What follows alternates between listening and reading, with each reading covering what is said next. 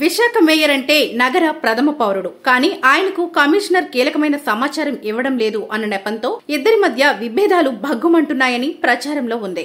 7 నెలల తర్వాత commissioner post భర్తీ అయిన నేపథ్యంలో వీరి మధ్య విభేదాలు ఇప్పుడు హాట్ టాపిక్ గా మారాయనే చెప్పాలి.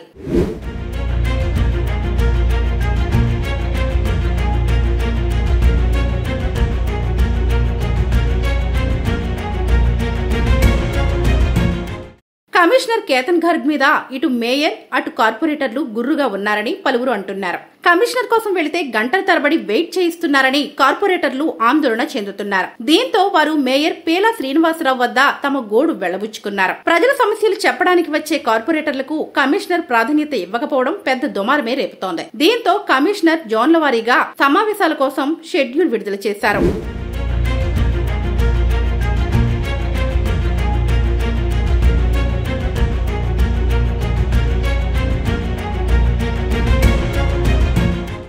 జోన్ల వారీగా సమావేశాల గురించి తనకు కనీస సమాచారం ఇవ్వలేదని మేయర్ ఆగ్రహంగా ఉన్నట్లు సమాచారం. దీంతో భీమిలి జోన్ సమీక్ష సమావేశానికి కూటమి పార్టీల కార్పొరేటర్లు డుమ్మా కొట్టేశారు. ఈ కారణంగా మిగిలిన జోన్ల సమావేశాలకు కమిషనర్ తాత్కాలికంగా వాయిదా వేయక తప్పలేదు. జీవీఎంసీలో అవిశ్వాసం ద్వారా కూటమి అధికారంలోకి వచ్చినా సరే ఈ విభేదాలు ఏంటని ప్రజలు కార్పొరేటర్లు విస్తుపోతున్నారు.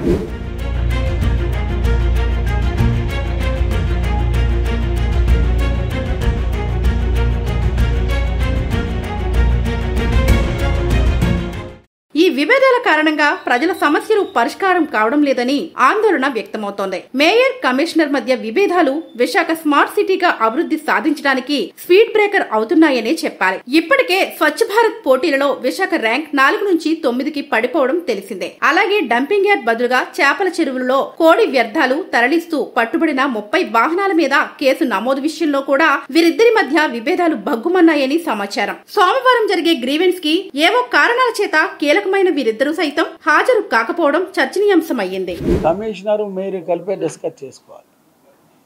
ఉన్న కింద అధికారులు ఆ డిస్కషన్ అనేది ప్రజలకి మంచి చేయాలి, తప్పు చేయకుండా పనులు నిర్ణయం తీసుకోవాలి. దాంట్లో డిస్కస్ చేయాలని